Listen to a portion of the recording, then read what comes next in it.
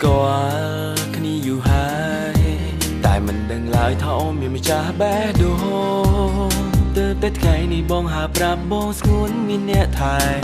មានអ្នកនៅក្បែររូបអូនរួចទៅហើយបងក៏មិនដឹងហើយអ្វីចិត្តមួយនឹងនៅតែស្នេហ៍ថ្លៃទូអូនប្រាប់ថាមានសង្សារហើយ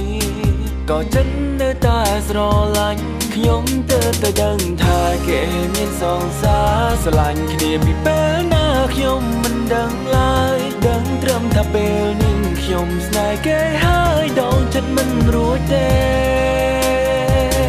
ហាមិនឲ្យជួបមុំបងអាចធ្វើបានតែហាមនឹងក៏លៀនធ្វើមិនបានទេលងចិត្តជ្រៅហើយបេះដូងស្រ័យរមានណែត្រូវកោមខ្លាំងណា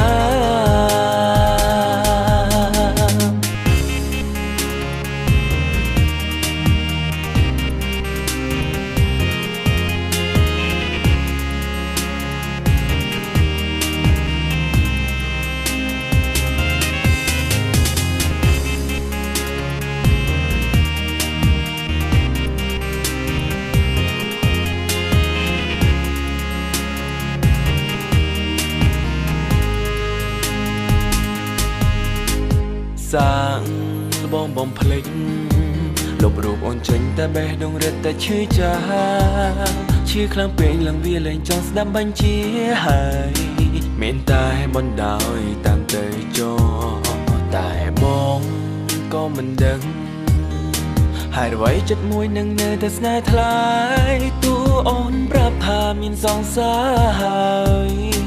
ក៏ចិត្តនៅតែស្រឡាញ់ខ្ញុំទើបតែដឹងថាគេមានសង្សារស្រឡាញ់គ្នាពីពេលណាខ្ញុំមិនដឹងឡើយដឹងត្រឹមថាពេលនេះខ្ញុំស្នេហ៍គេហើយដងចិត្តមិនរួចទេ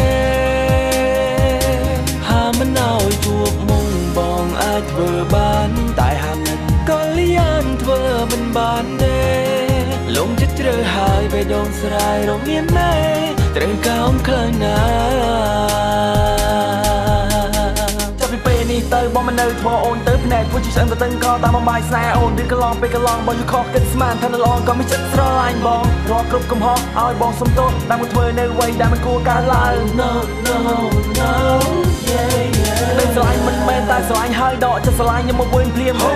ត្រូវការចំណាយពេលទុកឲ្យបងធ្វើចិត្តព្រោះបងពិតជាមិនអាចបំភ្លេចរូបអូនបានកុំប្រញាប់ទិញបងណា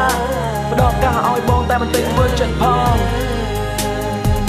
ខ្ញុំទើបតែដឹងថាគេមានសង្សារស្រឡាញ់គ្នាពីពេលណាខ្ញុំមិនដឹងឡើយដឹងត្រឹមថាពេលនេះខ្ញុំស្នេហ៍គេហើយដងចិត្តមិនរួចទេ